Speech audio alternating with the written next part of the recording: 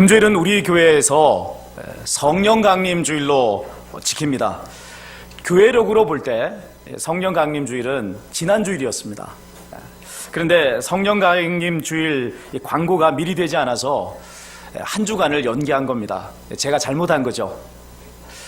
준비되지 않은 마음으로 성령 주일을, 강림 주일을 지키기보다는 한 주일 더 연기해서, 그래서 준비된 마음으로 지키는 것이 좋겠다 하는 마음으로 금주일로 성령 강림 주일을 지키기로 한 것입니다.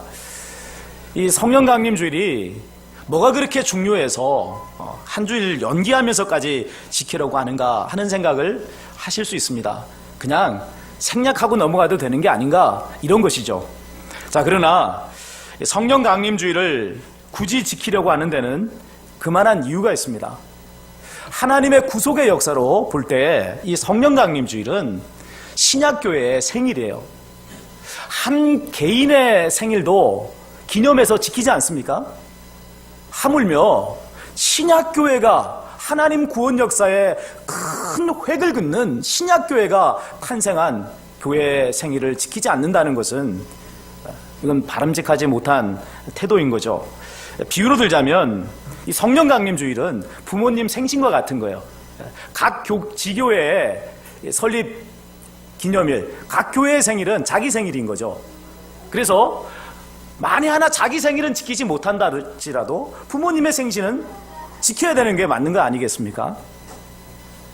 자, 그러면 성령 강림 주일에 우리가 해야 될 일은 뭘까요? 성령 강림으로 탄생한 신약교회란 어떤 존재인가 하는 것을 살펴보는 일을 해야 합니다. 오늘날 이 일보다 더 시급한 일은 없는 것 같습니다. 우리 시대 이 땅에 거의 모든 교회가 표방하는 구호가 있습니다. 초대교회로 돌아가자라는 것입니다. 우리 교회도 개척을 하면서 첫 번째로 내세웠던 구호가 교회다운 교회되자였어요. 하나님께서 지상의 지교회를 세우실 때 무엇을 바라시겠습니까? 하나님께서 원하시는 교회 되기를 원하시는 것 아니겠어요? 그것과 상관없는 교회라면 존재의 의의가 없는 거죠. 자, 그런데 문제는 초대교회로 돌아가자, 교회다운 교회 되자라고 하는 구호를 외치지만은 정작 어떤 것이 초대교회의 모습인지, 어떤 것이 교회다운 교회의 모습인지 제대로 알지 못하고 있다는 점입니다. 그러다 보니까 하나님께서는 원하시는 교회와는 전혀 다른 모습의 교회를 만드는데 열심을 내면서 그것을 초대교회로 돌아가는 것이다 라고 착각하는 경우가 많은 것입니다. 최근 우리 교회에 등록한 젊은 부부가 있어요. 이제 두 분을 목양실에서 접견을 하면서 이런 말을 전했습니다. 교회가 크다고 해서 좋은 교회인 게 아닙니다. 프로그램을 다양하게 갖추었다고 해서 좋은 교회가 아닙니다. 어떤 교회가 좋은 교회일까요? 성령께서 충만하게 거하시는 교회, 그 교회가 좋은 교회입니다. 그런 점에서 우리 교회에 오신 것을 환영합니다 라고 말씀을 드렸어요. 저는 우리 교회가 성령 충만한 교회라고 확신합니다. 근거는 놀라운 치유의 역사를 들 수 있습니다. 불치의 병에 걸린 사람이 치료가 되잖아요. 죽을 병에 걸린 사람이 낫잖아요. 인생의 문제를 가지고 온 사람들의 문제가 해결되는 것을 볼 수가 있습니다. 그 원동력이 뭐예요? 성령께서 일하시기 때문 아닙니까? 사람이 불치병을 어떻게 고쳐요? 고칠 수 없으니까 불치병 아닙니까? 사람이 어떻게 죽을 병을 고칩니까? 사람이 가진 인생의 문제 해결할 수 없어서 하나님 찾아온 거 아니에요? 성령께서 강력하게 일하시기에 이런 일들이 일어나는 것입니다.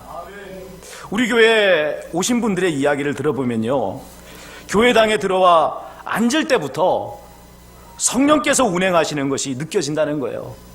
마음이 편해지기가 하면은 울컥 감정이 복받쳐서 눈물이 쏟아지기도 한다는 그런 말들을 듣습니다.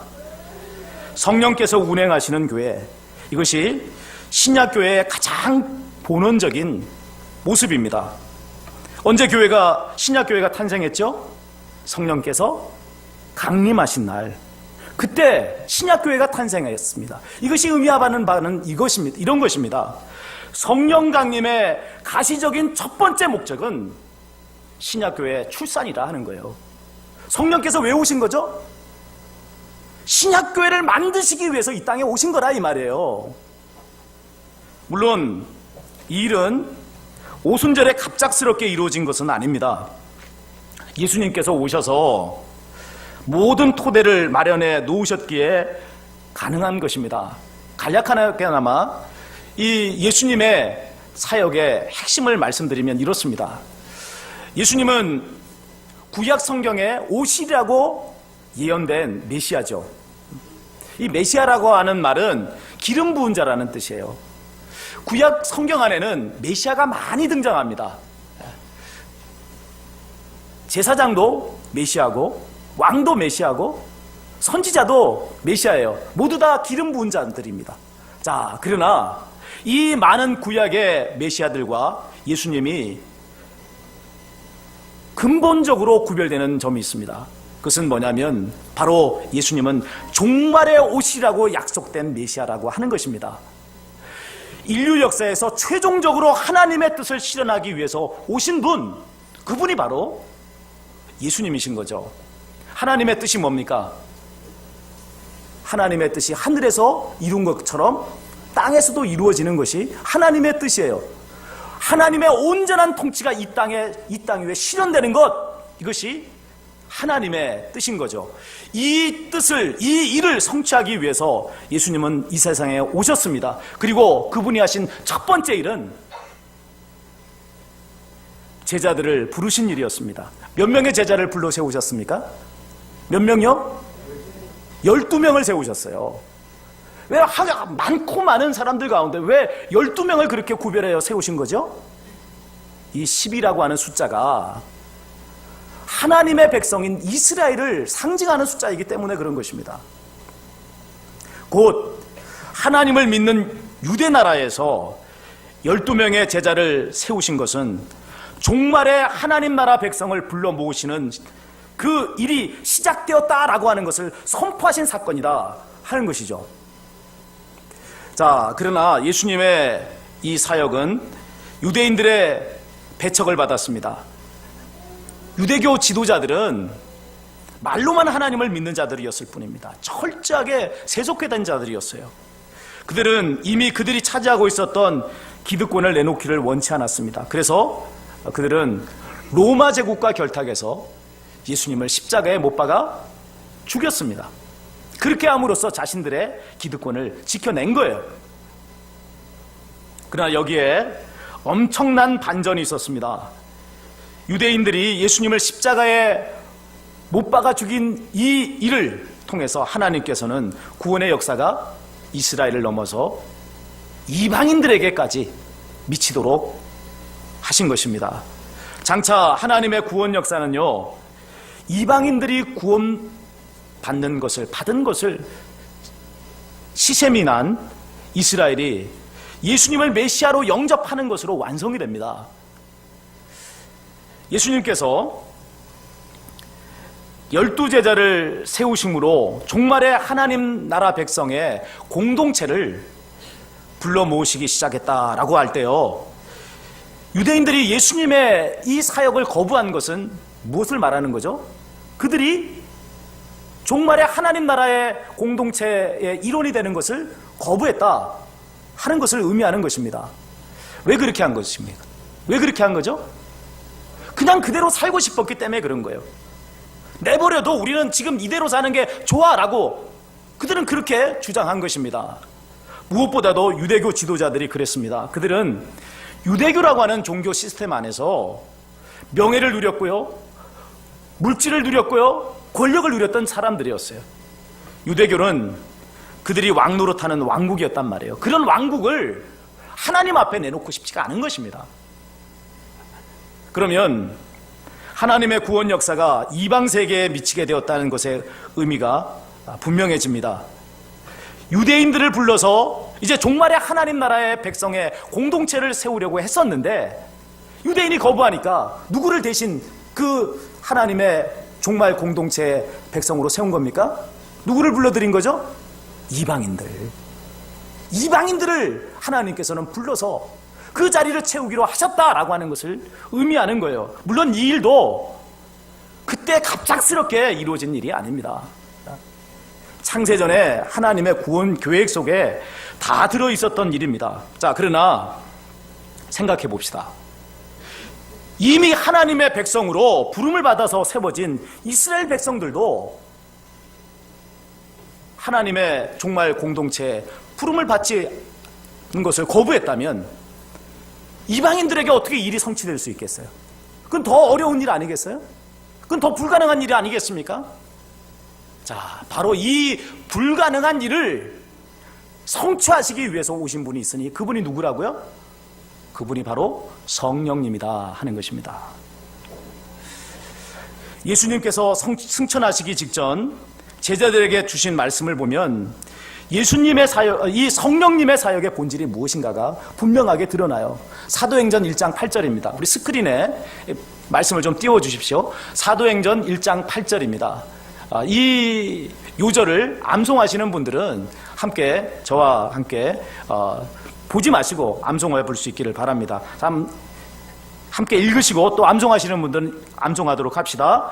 오직 성령이 너희에게 임하시면 너희가 권능을 받고 예루살렘과 온 유대와 사마리아와 땅끝까지 이르러 내 증인이 되리라 하시니라. 아멘.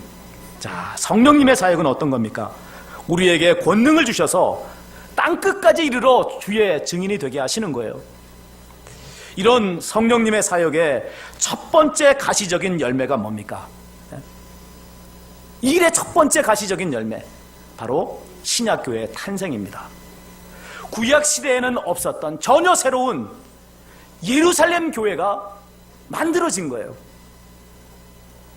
오순절날 약속의 성령 세례를 받은 제자들이 성전으로 달려가 각종 다른 나라의 말로 하나님께서 하신 큰 일을 선포하기 시작했습니다. 자, 이 제자들에게 성령의 권능이 임한 거예요. 자, 이 오순절날 천하 각국에서 모여든 유대인들은 그들 눈앞에 벌어진 이 큰 사건을 보고 너무나 놀라고 당황했습니다. 그때 베드로가 그들을 향해서 1장 설교를 하였습니다. 설교의 내용인즉 지금 그들 앞에 펼쳐지고 있는 이 사건은 종말의 사건이라는 거예요. 요엘 선지자를 통해서 하나님께서 말씀하신 하나님의 영이 임한 사건이라 그렇게 선언을 합니다. 이 종말의 때에 구원을 얻는 길은 주의 이름을 부르는 것이라고 말합니다. 그들이 불러야 될 주의 이름이 뭐죠? 누구의 이름을 불러야 구원을 얻죠? 예수 그리스도다 이 말입니다. 그를 유대인들이 법 없는 자들의 손을 빌려서 못 박아 죽였지만은 하나님께서는 그를 살리셔서 주와 그리스도가 되게 하셨다는 것입니다. 자, 베드로의 담대한 설교를 들은 유대인들은 마음이 찔려서 베드로와 다른 사도들에게 묻습니다. 형제들아, 우리가 어찌할꼬? 우리가 어찌하여야 구원을 얻을 수 있을꼬? 그러자 베드로가 답을 합니다. 자, 오늘 2장 38절 39절입니다. 우리 함께 말씀을 읽도록 하겠습니다. 베드로가 이르되 너희가 회개하여 각각 예수 그리스도의 이름으로 세례를 받고 죄사함을 받으라. 그리하면 성령의 선물을 받으리니 이 약속은 너희와 너희 자녀와 모든 먼데 사람 곧 주 우리 하나님이 얼마든지 부르시는 자들에게 하신 것이라 하고.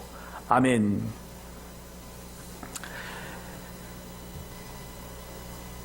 당일 베드로의 설교를 듣고 세례를 받은 자의 수가 3,000명이나 되었다라고 말씀합니다. 바로 이것이 최초의 신약교회의 탄생이에요. 혈통이 아닌 성령의 강력한 역사가 원동력이 되어서 신약교회가 세워진 것이죠. 이것은 신약교회 성도 한 사람 한 사람이 예수 그리스도의 이름으로 세례를 받고 성령의 선물을 받았다라는 것을 의미하는 것입니다. 예수님이 종말의 메시아라고 말씀을 드렸어요. 그리고 성령 강림의 사건은 종말의 사건이라 말을 드렸는데요. 이런 점에서 신약교회는 종말의 하나님 나라 백성의 공동체인 것입니다. 최종적인 구원의 공동체예요. 이제 신약교회 외에 또 다른 공동체가 세워져서 하나님의 구원의 역사를 완성할 그런 존재는 없다는 것입니다. 오늘 우리 교회에서 일어나는 치유의 사건을 단순히 기적적인 일, 신기한 일 이런 정도로 해석해서는 안 되는 이유가 바로 여기 있습니다. 종말의 메시아이신 예수 그리스도의 이름으로 일이 일어나는 것 아닙니까? 그러면 이 사건은 어떤 사건이에요? 종말론적인 사건이라 이 말이에요.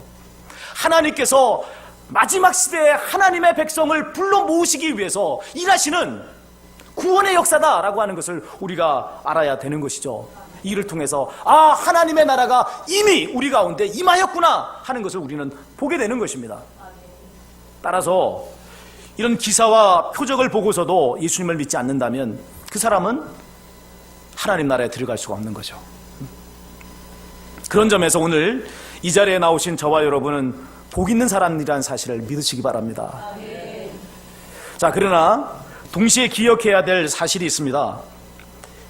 예수님을 믿고 교회당에 나왔다 하더라도 그것으로 구원이 완성된 것은 아니죠. 구원 얻은 자로서의 삶을 살아야 하는 것입니다. 그런 삶 없이 나는 예수님을 믿습니다 라는 말 가지고 천국에 들어갈 수 없다는 것입니다. 자, 구원 얻은 자로서의 삶이라고 하는 게 뭘까요? 그것은 종말에 하나님 나라 백성으로서의 삶을 말하는 거죠. 예수님께서 이 세상에 오셔서 제자들에게 가르쳐 주신 삶, 예수님께서 친히 본으로 보여주신 삶, 마태복음 5장부터 7장에 나오는 산상설교에 나오는 그 삶, 이것을 바로 구원을 얻은 자의 삶이라 정의할 수가 있는 것입니다. 이 삶을 한마디로 말하면 세상과는 다른 삶이에요. 지금까지 우리가 살았던 과거의 삶과는 완전히 다른 삶, 이런 삶을 우리가 살아야 된다는 거죠. 예수님께서는 마태복음 5장 13절에서 16절까지 해서 이런 삶을 세상의 소금이다, 세상의 빛이다 라고 표현을 하셨습니다. 여기에 담겨진 의미는 신약교회란 종말의 하나님 나라 백성의 공동체란 세상과는 구별되는 대조사회다라고 하는 것을 이야기하는 거예요. 보십시오. 세상이 부패하는 음식물이라면 교회는 어떤 존재죠? 소금이라고 말하잖아요. 세상이 캄캄한 어둠이라고 하면 교회는 어떤 존재라고 말합니까? 빛이라고 말하고 있다 이 말입니다. 자, 어떻게 우리가 이런 구별된 존재가 될 수 있습니까? 세상과는 전혀 다른 삶을 살 때 구별되는다 하는 것입니다. 이것이 성령의 두 번째 핵심 사역입니다. 첫 번째 사역은 권능으로 역사하셔서 종말의 하나님의 백성들을 불러 모으시는 게 성령의 첫 번째 사역이었어요. 그래서 교회가 탄생했습니다. 두 번째 사역은 이렇게 불러 모은 사람들을 진짜 하나님의 백성으로 만드시는 것. 이제 막 태어난 이 핏덩이 같은 어린아이들을 장성한 그리스도의 분량의 일꾼들로 성장시키는 것, 바로 이것이 성령님께서 하시는 두 번째 사역인 것입니다. 입으로만 주여 주여 하는 자들이 아니라 하나님의 뜻대로 행하는 자들이 되게 만드시는 거죠. 그렇습니다. 이 어획의 기적을 체험하기 전에 바로 직전까지 예수님을 뭐라고 불렀습니까? 선생님 이렇게 불렀어요. 그런데 이 어마어마한 사람의 능력으로는 잡을 수 없는 엄청난 물고기를 잡고 난 후에 예수님을 부르는 호칭이 달라집니다. 뭐라고 부르죠? 주여라고 부르더라 이 말입니다. 무엇을 의미합니까? 예수님과 맺고 있는 관계가 달라졌다는 거예요. 바로 어획의 기적이 있기 직전까지는 그냥 도덕 선생님이었어요. 하나님의 말씀을 그냥 잘 가르치는 선생님 중에 한 사람이었어요.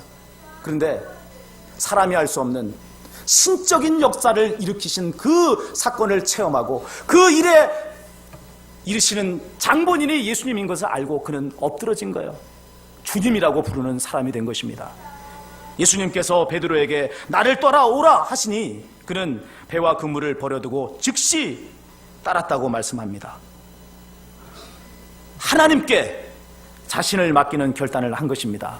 자, 이런 믿음의 결단이 계속해서 반복되게 되면 마침내 우리는요, 예수님을 닮은 자가 되는 것입니다. 그리고 이런 성도들이 모인 공동체를 통해서 세상에 강력한 하나님의 빛이 비춰지게 되는 것입니다.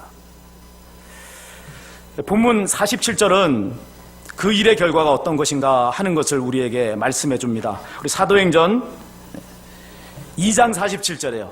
함께 소리내서 읽겠습니다. 하나님을 찬미하며 또 온 백성에게 칭송을 받으니 주께서 구원받는 사람을 날마다 더하게 하시니라. 아멘.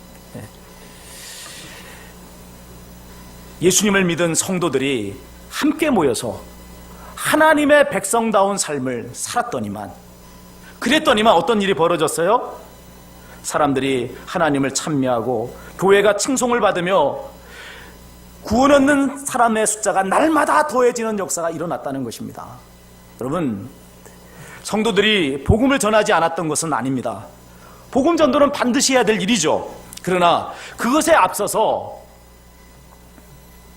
사람들이 교회의 신도가 되겠다 하였던 큰 이유는 교회가 교회다운 모습을 보여줬기 때문에 그런 것입니다. 그것을 보고 교회의 일원이 되겠다라고 결심을 한 것이죠. 이 사실은 오늘날 교회가 가진 문제점이 무엇인가를 분명하게 보여줍니다. 오늘날 교회는 어떻습니까? 전도는 열심히 하는데 교회다운 모습을 보여줍니까? 그렇지 않다는 말이에요. 전도는 너무 열심히 해요. 그런데 교회다운 모습은 너무나도 보여주지 못하고 있는 것입니다. 문제의 본질이 뭘까요? 성령께서 함께 하시지 않는다는 겁니다. 교회다운 모습을 보여주기 위해서는 성령께서 함께 하셔야 돼요. 교회가 만들어진 그 본질, 교회의 역사는 여러분 성령의 운행하심으로 나타나는 것입니다. 그런데 그 성령께서 함께 하시지 않으니까 교회다운 모습이 나타나지 않는 것이죠. 자, 교회는 교회다운 모습을 보여주지 않는데 성령께서 함께 하시지 않은 교회인데 열심히 전도를 한다면 이건 뭐죠, 이게? 성령께서 함께 안 하신단 말이에요. 이거는 교회다운 교회가 아닌데 전도는 열심히 해요. 이게 뭐죠? 이건 종교 비즈니스예요.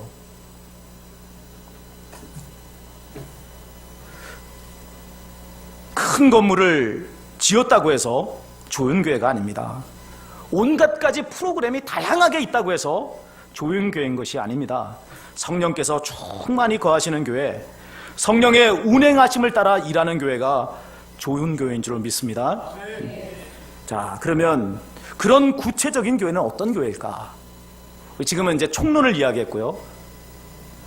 구체적으로 그런 교회의 모습은 어떤 것인가 하는 강론을 우리가 알아야 되겠죠. 자, 이 강론은 다음 기회에 말씀을 드리겠습니다. 목사님 왜 그러십니까? 시간이 안 돼요. 그리고 또 여러분 이렇게 질문하시는 분들이 있어요.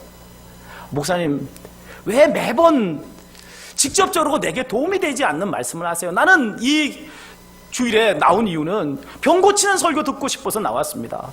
인생의 문제를 해결받는 설교 듣고 싶어서 이 자리에 나왔는데 왜 목사님 하실 때마다 무슨 역사의 이야기를 하고 뭐 무슨 구속의 긴 역사들 이런 것들만 이야기합니까?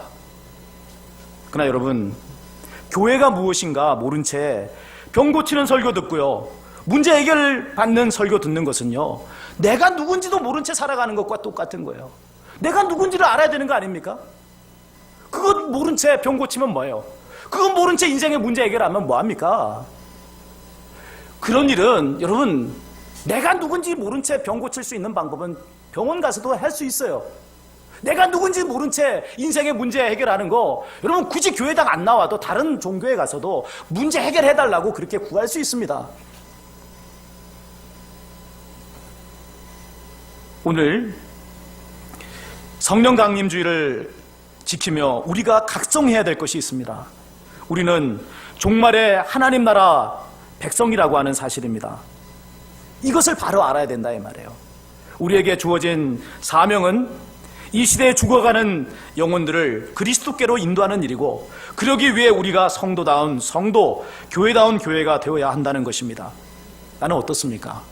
우리 교회는 어떻습니까? 오직 성령 충만을 받는 저와 여러분이 되시기를 바랍니다. 그래서 교회다운 교회가 되시고 성도다운 성도가 되시는 저와 여러분이 되시기를 주님의 이름으로 축원을 드립니다.